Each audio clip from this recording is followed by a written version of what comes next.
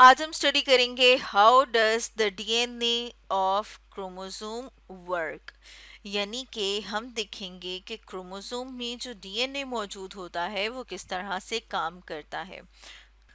तो इसको समझने के लिए साथ में हम अपने सामने एक डायग्राम ले आए हैं जिसमें हम देख रहे हैं एक सेल को, और साथ में हम क्या देख रहे हैं कि सेल के अंदर मौजूद है न्यूक्लियस। जैसे कि यहाँ पर हम देख रहे हैं कि ये क्या है, न्यूक्लियस। न्यूक्लियस के अंदर खास किस्म के स्ट्रक्चर्स मौजूद हैं, और इन स्ट्रक्चर्स की बात की जाए जैसे कि यहाँ पर हम देख रहे हैं इसे क्रोमोसोम कहा जाता है। क्रोमोसोम को जब हम अनवाइंड करते हैं यानी ओपन करते हैं, खोल के देखना शुरू करते हैं, तो हमें नजर आता है कि उसके अंदर मौजूद होता है डीएनए।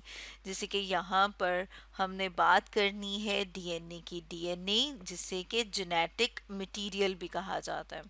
और जेनेटिक मटेरियल किसे कहा जाता है, विरासती मादा, यानी हमारी जितनी भी इंफॉर्मेशन है सेल की वो सारी की सारी किसके अंदर मौजूद होती है, वो मौजूद होती है डीएनए में। अब अगर हम डीएनए में भी बात करें तो अगर हम इसको थोड़ा सा और ज़्यादा क्लोज ऑब्जर्व करें तो हमें नज़र आता है कि इसके अंदर जो है वो न्यूक्लियोटाइड्स मौजूद हैं, जिसमें यहाँ पर हम देख रहे हैं कि हमें जो है वो चार मुख्तलिफ तरह के बैंड नज़र आ रहे हैं जो कि एक नाइट्रोजनस बेस को जाहिर कर रहे हैं। जैसे कि अगर हम न्यूक्लियोटाइड की बात करें तो न्यूक्लियोटाइड के अंदर जो स्ट्रक्चर्स मौजूद होते हैं अगर हम उनकी बात करें तो इसमें हम देखते हैं कि हमें जो है वो तीन स्ट्रक्चर नज़र आ रहे हैं, जिसमें कि फॉस्फेट ग्रुप है, शुगर होती है, और साथ में नाइट्रोजनस बेस मौजूद होती है।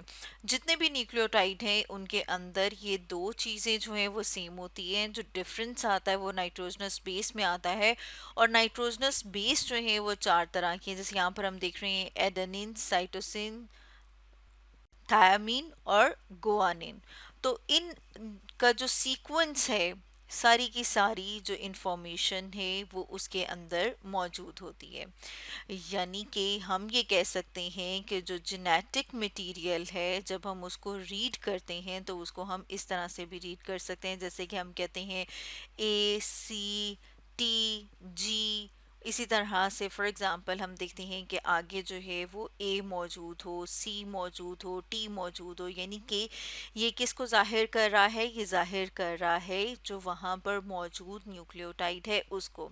अब हम देखते हैं कि इन न्यूक्लियोटाइड्स का जो सीक्वेंस है इसके अंदर इंस्ट्रक्शंस मौजूद होती हैं। यानी कि हम ये कह सकते हैं कि ये जो है ये आगे से बताती हैं कि किस तरह का काम करना है, यानी कि सेल ने किस तरह का फंक्शन परफॉर्म करना है।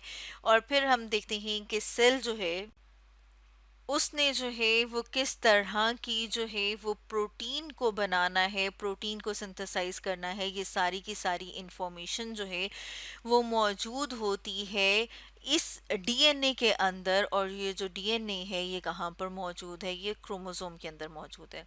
तो अब अगर हम थोड़ा सा और डिटेल से देखें तो इसको समझने के लिए हम अपने सामने एक और डायग्राम ले आए हैं। जैसे कि यहाँ पर हम अपने सामने इस डायग्राम में देख रहे हैं कि ये सेल और सेल के अंदर न्यूक्लियस है, इसको हमने थोड़ा सा और बड़ा कर लिया है।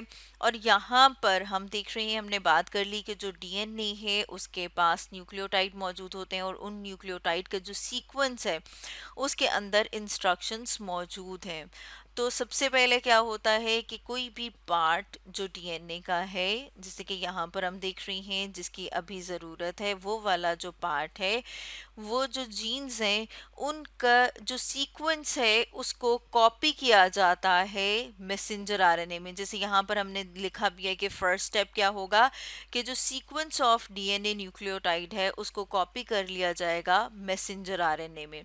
और ये काम कहाँ पर होता है, ये न्यूक्लियस के अंदर। जैसे हम देख रहे हैं ना कि ये जो हमें ब्लू सा सर्कल नजर आ रहा है ये न्यूक्लियस है। अब ये जो मैसेंजर आरएनए है जब ये बन जाता है, इसकी सिंथेसिस हो जाती है, तो इसे ट्रांसपोर्ट कर दिया जाता है बाहर। अब ये वाला जो सारा का सारा रीजन है इसे कहा जाता है साइटोप्लाज्म। जैसे कि हम देख रहे हैं ये सारा का सारा जो है ये साइटोप्लाज्म है, यानी कि मैसेंजर आरएनए बनने के बाद साइटोप्लाज्म हो गया। उसके बाद यहाँ पर हम एक और स्ट्रक्चर देख रहे हैं जो हमें बीड्स की तरह का नजर आ रहा है। इसे कहा जाता है राइबोसोम। राइबोसोम्स जो हैं वो अटैच हो जाते हैं मैसेंजर आरएनए के साथ, और जो राइबोसोम है वो रीड करते हैं अब मैसेंजर आरएनए के सीक्वेंस को, क्योंकि इसके सीक्वेंस को रीड करते हुए बनाई जाती हैं प्रोटीन्स। यानी कि अब यहाँ पर ये जो हम देख रहे हैं ये क्या है, प्रोटीन। जैसे कि यहाँ पर हम देख रहे हैं, और जो प्रोटीन है ये किससे मिलकर बनी हुई होती है, अमाइनो एसिड से। जैसे कि यहाँ पर हम लिख रहे हैं अमाइनो एसिड। अमाइनो एसिड को हम यूँ समझ सकते हैं कि जैसे कि जो प्रोटीन है उसका ये बिल्डिंग ब्लॉक है। जैसे कि अगर हम एक इसमें से बीड की बात करें तो हम कहते हैं कि ये जो एक बीड है ये क्या है, ये एक अमाइनो एसिड है। तो अमाइनो एसिड्स जब मिलते हैं तो वो प्रोटीन बनाते हैं। अब अमाइनो एसिड का जो सीक्वेंस है वो किसके ऊपर डिपेंड कर रहा है, वो डिपेंड कर रहा होता है मैसेंजर आरएनए का सीक्वेंस। जैसे कि यहाँ पर स्टेप 2 में हमने देखा कि राइबोसोम्स जो हैं वो रीड करते हैं मैसेंजर आरएनए के सीक्वेंस को, यानी कि मैसेंजर आरएनए में जो न्यूक्लियोटाइड है उसके सीक्वेंस को, और उसके मुताबिक जो है अमाइनो एसिड्स को वहाँ पर ऐड करते जाते हैं, ज्वाइन करते जाते हैं। अब जब अमाइनो एसिड ज्वाइन करते हैं और उससे प्रोटीन बन जाती है तो थर्ड स्टेप में यहाँ पर हम देख रहे हैं कि क्या हुआ है, स्पेसिफिक जो प्रोटीन है वो बनी है। अब प्रोटीन जो है वो स्ट्रक्चरल प्रोटीन भी हो सकती है, जैसे कि अगर हम बात करें कि जिसने जो आगे चल के किसी भी पार्ट का हिस्सा बनना है। जैसे कि सेल के अंदर भी बहुत सारे स्ट्रक्चर्स मौजूद होते हैं, सेल की जो मेम्ब्रेन है इसमें भी प्रोटीन मौजूद होती है। तो हो सकता है इसने जो है वो किसी स्ट्रक्चर का पार्ट बनना हो, या फिर हम कह सकते हैं कि ये जो स्पेसिफिक प्रोटीन है इसका कोई फंक्शनल काम भी हो सकता है। जैसे कि एंजाइम्स की बात करें तो एंजाइम्स जो हैं वो हमारी बॉडी में बहुत सारे काम कर रहे हैं, बहुत सारे फंक्शंस कर रहे हैं।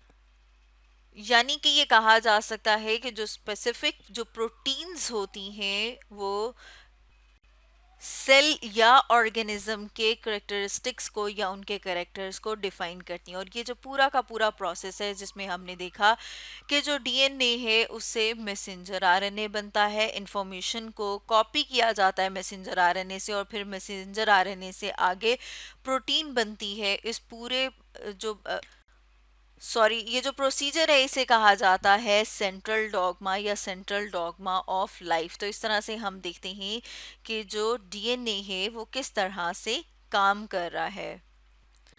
तो स्टूडेंट्स आज हमने डिस्कस किया how does the DNA of chromosome work के बारे में।